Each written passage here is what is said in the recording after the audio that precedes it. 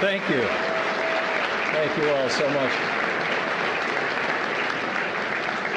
Thank you. It's very kind of you. And thank you for the very generous introduction. It is much appreciated, Bob. First of all, I just want to acknowledge Governor Pat Quinn, who his kind words about me are much appreciated. Congressman Mike Quigley, Cook County Board President Terry Preckwinkle, Pioneer Award winner Bob Jeffers, we're going to get to that, I guess, Precinct Committee Person of the Year Nasir Jahangir, and DPDC Executive Director Amy Rohr, and of course Bob Pikert. Just great people, and I also want to acknowledge WCPT. And if you listen to our program on WCPT, please call the advertisers, the sponsors, even if you don't need to buy their products. Just call them up and say, you know, I heard you on this radio station, and I want you to know that I'm with you. I'll pass along the good word about your product, because you know, they need your support. And this is the way that you can support commercial radio. Okay. All of that said, oh, and one other thing that I want to add: you've got to give some money to the DuPage Dems here on the table, and that's already been pitched. But at the bottom of this, you might not have noticed, there's a "Would you like to volunteer?"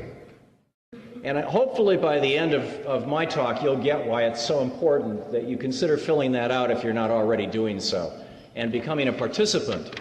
Even if you don't have the means to, you know, contribute any more money, but becoming a participant in these things or getting others to.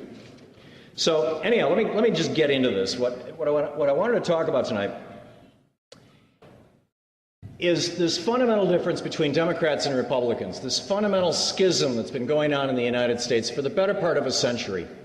And you know, we all know the old jokes. You know, the Will Rogers, I don't belong to an organized political party, I'm a Democrat. Chris Matthews saying, you know, Republicans want a leader, Democrats want a meeting, stuff like that. And there's actually some truth to these things, in as much as Democrats, by and large, support the concept of small d democracy. That is, everybody gets to participate. We're a we society rather than a me society. We're all in this together. And when you look at the Republican Party, and literally since the 1880s, when they became captives of the railroad industry and have been basically the handmaidens for giant industries and very, very wealthy individuals who lean in that direction, you know, for this century and a quarter anyway, they have been the party of patriarchy, and all you have to do is look at Darrell Issa with 5 men testifying about birth control. The party of hierarchy, you know, it's yes sir, who's the leader, who's going to be in charge, and the party of this bizarre notion of social Darwinism.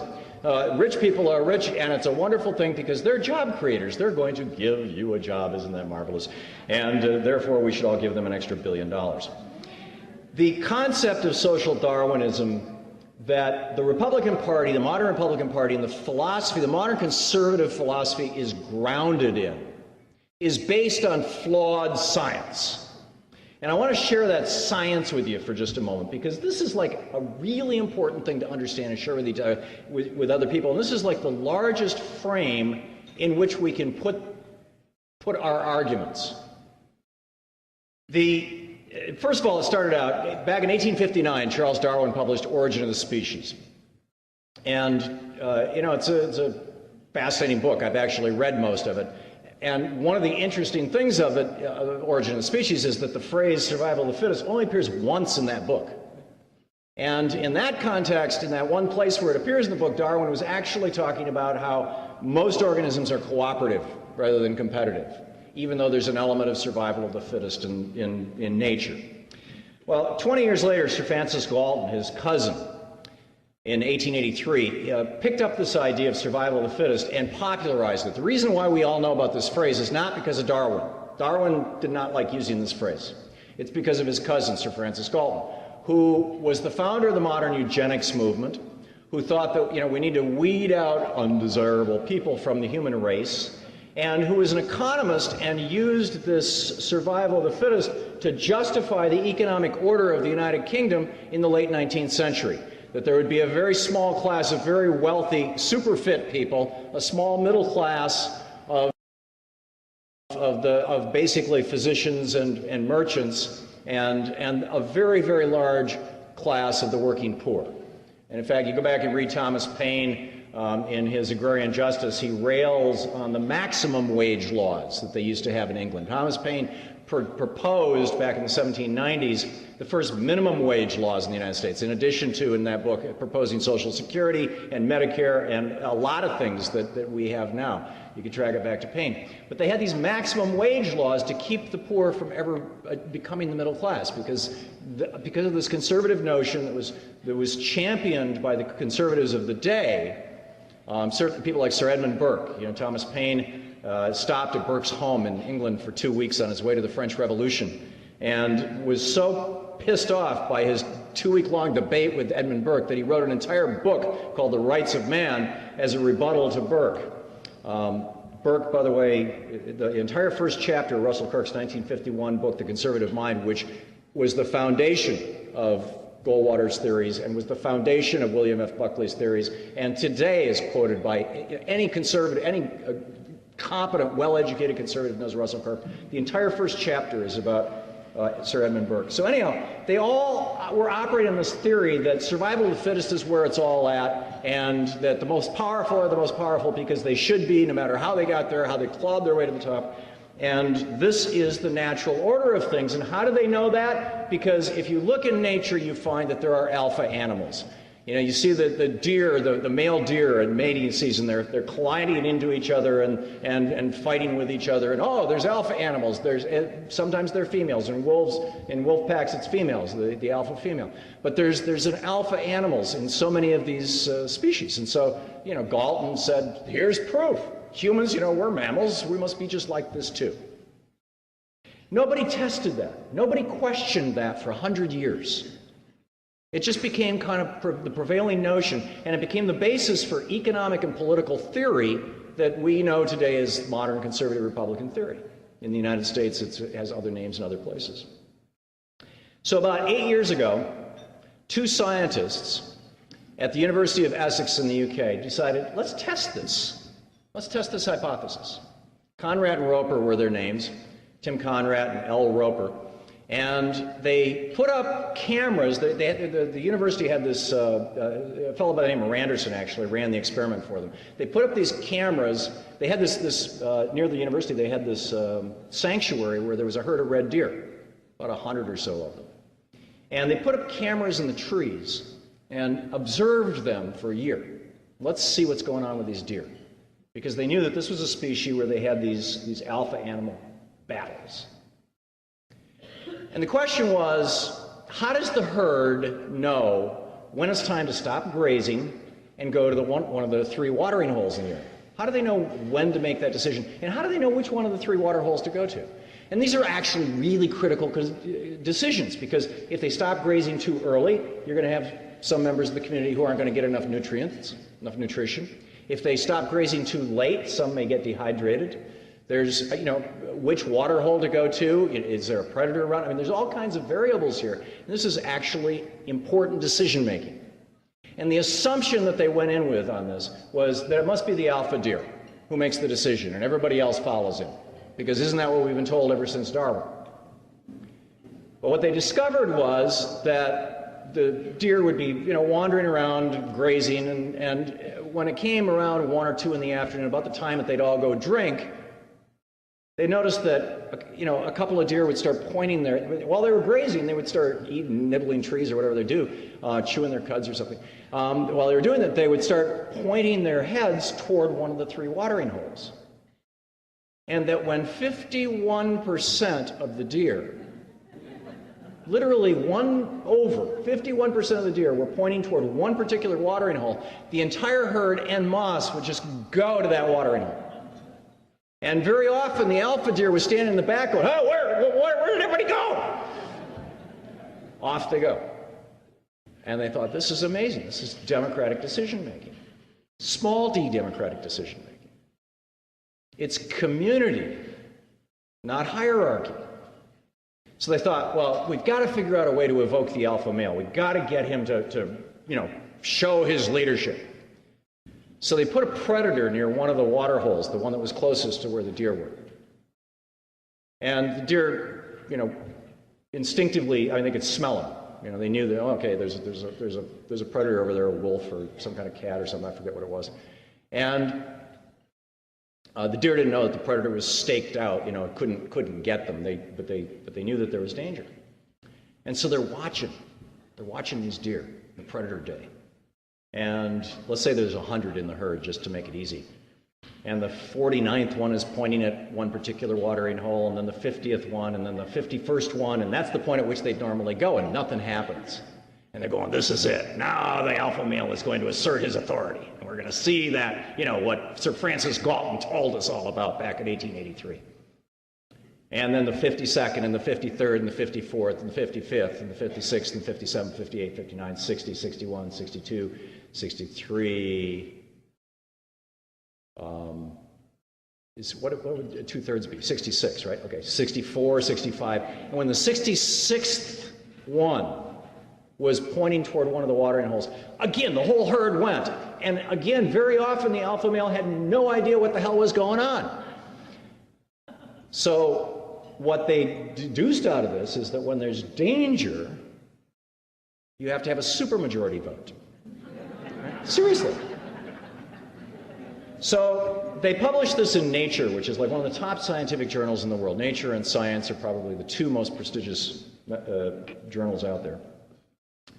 And I read it in Nature, and I was in the middle of writing a book called What Would Jefferson Do at the time? And I thought, this is amazing, because Thomas Jefferson wrote about this in his diaries. When Louise and I moved to Vermont back in 1996, we sold an ad agency in Atlanta and retired to Vermont, and the retirement got blown away by my starting my radio show in 2003. But in any case, we moved to Vermont. We bought this house, and it was built in 1851. And up in the attic of the house when we moved in was a couple of boxes of old ratty books that had been rain damaged and been up there since the 1930s. There was some magazines and things in the 1930s. And in the bottom of one of them, I found a complete collection, 20-volume collection of the collected works of Thomas Jefferson. It's only been published once in the history of the country in 1909, in the 100th anniversary of the end of his presidency, by the Thomas Jefferson Association. And I had a fair amount of time on my hands, and I wanted to write a book about Jefferson. I'd always been fascinated by him. So I spent the next year reading Jefferson, reading his diaries, reading his letters, reading all, and fascinating. Jefferson was obsessed with this idea of ground-up democracy and believed that it was the natural course of things. When he wrote the Declaration of Independence, he wrote in there, "Nature's God." John Adams came along to edit it. John Adams, John Jay, and Ben Franklin sat with Thomas Jefferson for 2 days after he wrote the first draft and edited it. And you can see this in the old originals. John Adams, who was a good Christian, scratched out the word nature's God and put in the Christian God. And Thomas Jefferson scratched out the Christian God and put in nature's God. He thought that this was the natural order of things, that people would govern themselves. So, anyhow, I called up Tim Roper, one of these two scientists, and I said, I'm writing this book called What Would Jefferson Do? And I think that your research has validated, and I got some of the quotes in the book, things that I'd read in Jefferson's diaries and things, where he was observing Native American communities that are run very democratically, and he was also observing nature. And I said, what happened when you published this in Nature? And Tim Roper said, it was incredible. He said, one of the first scientists who called me was an ichthyologist, fish scientist. You ever seen a school of fish? I remember the first time I went scuba diving, and there was like this school of fish. It was off the coast of Hawaii. There was like this school of these bright yellow fish, and they were just going along, and all of a sudden they just go whoop like that, and they go whoop like that. And I thought, this is proof of telepathy, right? It's got to be. It's proof of telepathy. And he said, so they did like this slow motion stuff on the fish, and they discovered that when 51% of the fish in the school move a quarter inch to the right, the entire school moves to the right. That they're voting. With every pull of their fins, they are voting. And when a majority is achieved, they go in that direction. He said, we heard from ornithologists, they were saying, we're seeing the same thing in birds, flocks of birds. He said, an entomologist called and said, you know, we've seen this with termites, right? We're seeing this with ants. It turns out that every species, without exception, is small d democratic in the way they govern themselves, the way that they make their decisions. They are all we societies rather than me societies. So then I asked the question, well, then why have alpha males, or females for that matter? And he said, oh, that just has to do with sexual selection. The alpha male gets first choice of mate. But they very, very rarely, almost never, have any authority or say over the community. He said there's a few exceptions, but there are very narrow exceptions. For example, the alpha female in a wolf pack will lead the hunt, but she has no say over how the meat is distributed. She has no say over other things like that, and she gets first choice of mate. So that was it. I mean, he just blew up, not Darwin, because Darwin, I think, frankly, would have agreed with us, but blew up all the people who've tried to twist Darwin over the years to justify, you know, modern conservative and Republican notions that are just crazy. These notions, you know, they're aggressively out there trying to redefine freedom. This is the word that they use, freedom.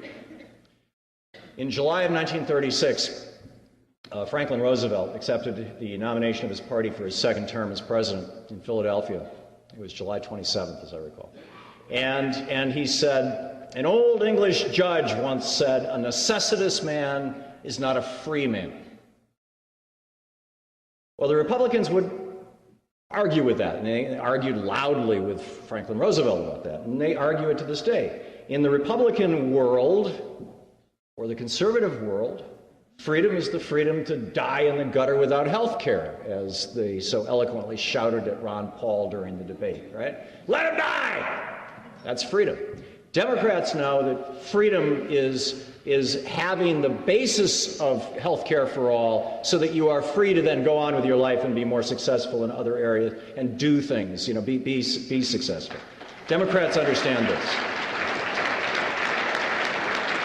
Republicans say that freedom means the freedom to contract with an all-powerful employer, particularly in a bad job market where you basically have no choices, and the freedom to work a 70-hour week and work yourself to death under conditions where you've got no protections whatsoever, because after all, you're free to quit. You're free to live in poverty. You're free to be a greeter at Walmart. Isn't that wonderful? You're free to not have a union. Democrats understand that freedom means having a decent job and having a guarantee of a decent job and a decent wage at that job so that you can then get on with the rest of your life and be free.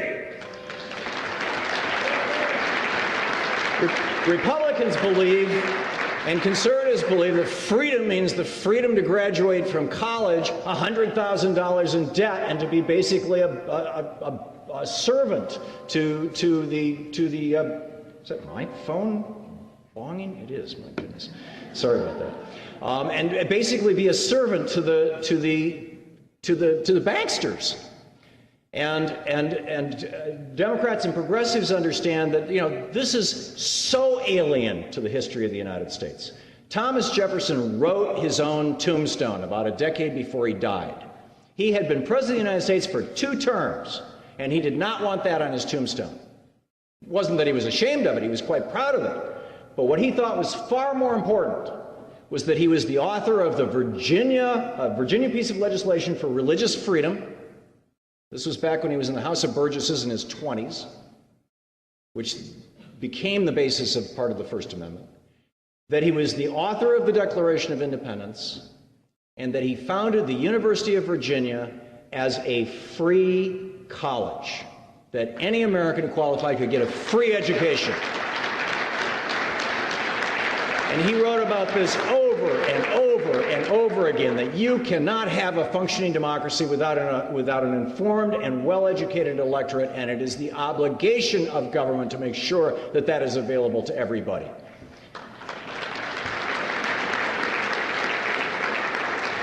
Republicans think that freedom, or suggest, in fact, they come right out and say it. Paul Ryan basically, you know, look at the budget that he just passed. Freedom means you have the freedom to retire in poverty, you know, with privatized Social Security, and oh, you want a health insurance plan? Here's an $8,000 voucher. Good luck, Grandma. You know, Democrats understand that freedom means having your basic health care needs absolutely taken care of so that you are free to conduct your life with dignity and happiness and pursue happiness, as it were. And in fact, let me add to that. This is truly fascinating. This whole concept of freedom based on the pursuit of happiness, when Jefferson wrote that into the Declaration of Independence, that was not an accident, and it wasn't a throwaway line. He was dead serious about this. And so were the founders. I mean, I get these conservatives on who say, oh, well, you know, it's health care for everybody. That's nonsense. And I say, do you know what the name is of the first president who signed legislation providing free health care to poor people? Well, I don't know. What was it, Lyndon Johnson? No, it was George Washington. I mean, this was a founding concept. So the freedom to, well, anyhow, I made the point. And the freedom to pursue happiness, the point I was going to make about that was the first time, when he put the word happiness in the Declaration of Independence, it was the first time that word had ever appeared in the history of the world in the founding document of a country.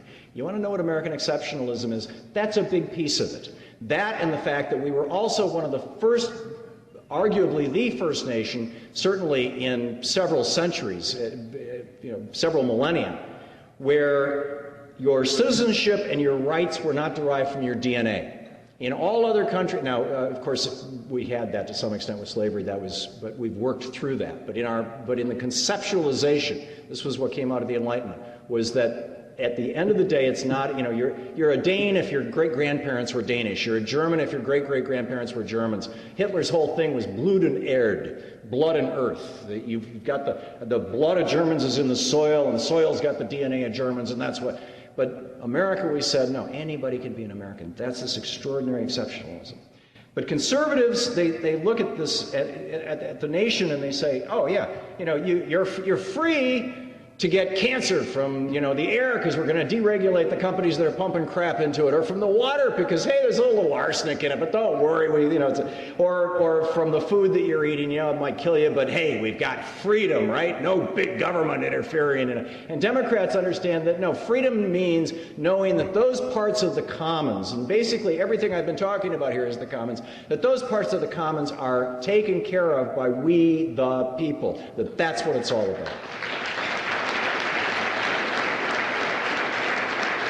Republicans are suggesting, and conservatives suggest, that freedom means that you have the freedom to be basically robbed by the banksters periodically, and just to be literally at the mercy of large institutional systems. Oh, your credit card company just decided to change the rules of the game. They just decided to double your interest. Hey, that's freedom. Isn't that great? Democrats understand that if you're going to have people doing business in your society, particularly the business of banking, but generally any business, when you allow that business, you are granting a whole set of privileges to the business people, and being one, I'm very grateful for them, but along with those privileges should come a set of responsibilities to honor the commons and respect and work for the people, the good of the people, the common good.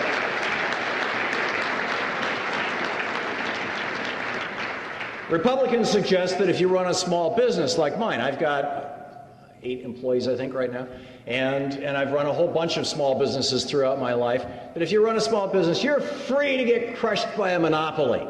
We were at a mall for lunch earlier, well, actually, I think maybe, yeah, and you told me about the open-air mall that was built in '62, and I said, I'll bet in '62 every store in that open-air mall was locally owned. Maybe there was an anchor store like a Sears, but everything else was locally owned. And those of you old enough to remember, before Ronald Reagan became president, remember when you could walk into any downtown or any strip mall and see stores that had been in families for generations.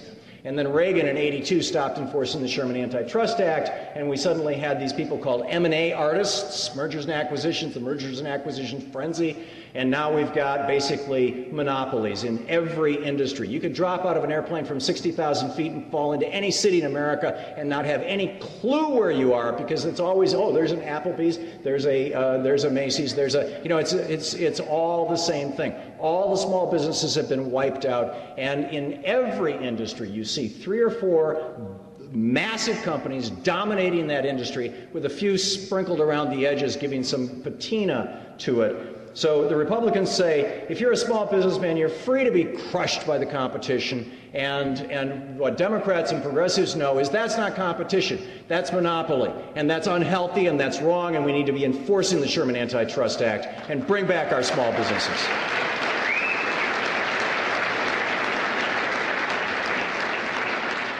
Republicans say, oh, you're free to watch hundreds of channels on television. You know, you're free to have all kinds of entertainment. What they don't tell you is that those hundreds of channels are owned by 6 corporations, and that you will never hear an honest discussion of free trade, for example, on those or problems with trade, or should we have a national trade policy, which we haven't had since the Reagan administration, or should we have a national manufacturing policy, which we haven't had since the Reagan administration, or should we have a national energy policy like the one that Jimmy Carter put into place, where in 1979 he said this nation will never again import more oil than we did in 1978 when we were importing 21% of our oil. It's now well over 50.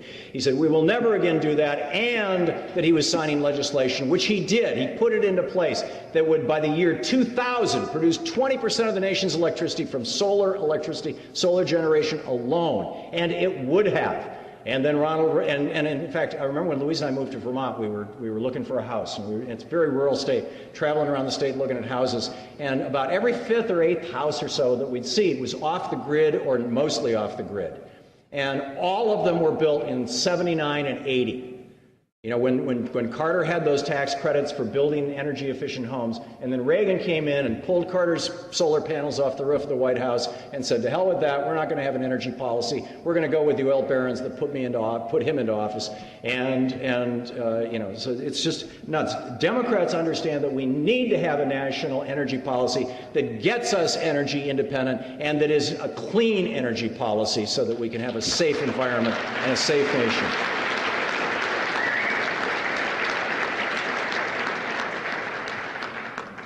And that we don't need to be subsidizing the oil and nuclear industries anymore, in my humble opinion. Republicans say, you're free, just ask the Supreme Court, just ask John Roberts or Anthony Scalia or Clarence Thomas or Sam Alito or Kennedy kind of reluctantly went along with it. You're free to have your laws written by lobbyists, and you're free to have billionaires come in and say I'm going to take the money that I made in a casino off the coast of China and Macau and use that to turn this Republican candidate into the front runner. Isn't that cool? And it's like you look at the Republican candidates and okay, which billionaires are behind which ones, and they're getting up. They're right up front about it. It's oh yeah, I'm the guy who put up $10 million to keep so and so in the race. And now Santorum's got his billionaire, Foster Friess, who put his foot in his mouth with his aspirin between your knees comment the other day. But Rick Santorum wouldn't exist without this guy, without a billionaire. Republicans say, oh, that's freedom. It's freedom to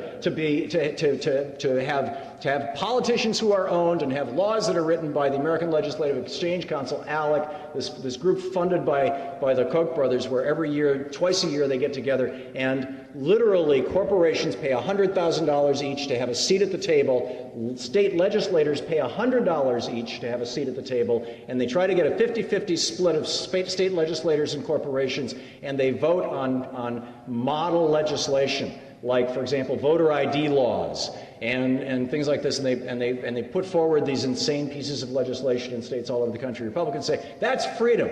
Democrats and progressives understand that money does corrupt the political process, that we need to get money out of the political process, and that we need to have a clean and transparent electoral system.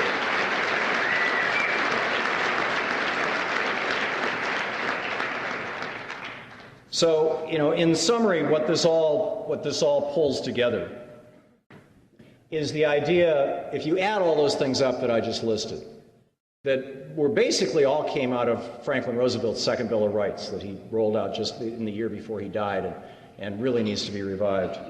That what they're really all about is creating a strong middle class. It's like in the Red Deer community, there might be a small elite, a couple of them, the alpha males, but they're not really all that elite, and they don't have that much control over anybody else, and pretty much everybody else has the same say. And that's how it works in all of the rest of nature. And Jefferson, in fact, in one of his letters, he said, and I'm doing this from memory, and it's been a while. But he said, he was talking about cannibalism, and he said, for man is the only species in nature which devours his own, for there can be no other description than the general prey of the rich upon the poor. You know, I mean, it was just this brilliant, I remember coming across this quote going, oh, you know, it's a, and what this is all about is, you know, it's okay to have the rich, and maybe the poor will be with us always. I don't know. I think that, though, the experience of many nations shows us that it's possible to largely minimize that. You know, to live by the standards of the world's major religions and say we are going to care for the hungry, and we are going to house the homeless, and we are going to heal the sick, and we are going to visit those in prison unjustly and have fewer in prison unjustly. One other thing, Republicans say, oh yeah, you're free to have a private prison corporation making money off the commons and lobbying for stronger, you know, 3 strikes and you're out laws and stronger drug laws and all this kind of stuff. And I would say, you know, the rest of us know that, no, the commons should be sacrosanct. The things the government does are sacred. That, you know, people, you know, for 230 years, men and women have fought and died to protect the commons of the United States, the things that we all administer. And we get it, that's the appropriate role of government and what we need to be doing. So, with tax policies, rational regulation, and bringing back labor into the mix. This is arguably one of the most important thing if you want to build a strong middle class, because everything I'm talking about here is the middle class, and that is that a workplace is basically a kingdom. It's a hierarchy. It's the kind of kingdoms that don't exist in the rest of nature. And in order to balance the power of accumulated wealth, you need the power of accumulated labor, right? If you've got aggregated wealth that has special privileges from the state, which is the whole point of incorporation, then labor should have sufficient power to be able to balance that. And that labor does it via a process called democracy, small d democracy. Labor unions are quite simply nothing more or less than democracy in the workplace. And we get it, and the Republicans don't, or they just hate democracy.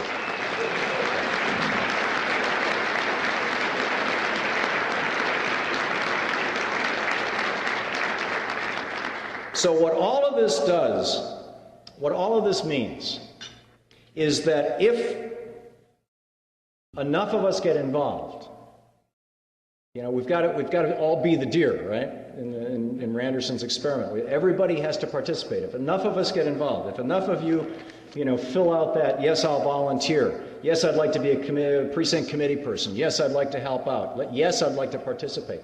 If we hit some reasonable critical threshold where Americans are once again engaged in politics and realize that voting isn't the end of the process, voting is the beginning of the process. If we can do this, if we can build this, well, you saw this here, this Operation Turn to Page Blue that Bob was telling you about. This is so cool. This started basically as a motivational theme in 2007. You know, there weren't all that many Democrats showing up, and hey, you know, let's try to pump some life into this thing. And he put together this, Bob and a group of people put together this thing called Turn to Page Blue. It became a movement, and now it's become an organization, basically. They've dramatically increased the visibility of the Democratic Party. They've mobilized Democrats, and they're recruiting people to participate in the Democratic Party. I get progressives who call up my show all the time and go, you know, the Democrats are just like the Republicans, and they're not doing anything, and Obama sold us out, and Bill Clinton wasn't that good. And I say, when was the last time you went to a Democratic Party meeting? Long silence, right? And then I say to them, you have no damn right to be complaining about the Democratic Party if you're not participating and taking it over, making it a vibrant and alive and active, and making it a force in America. So, all that said, get out there, get active, tag, you're it. Thanks so much for showing up tonight.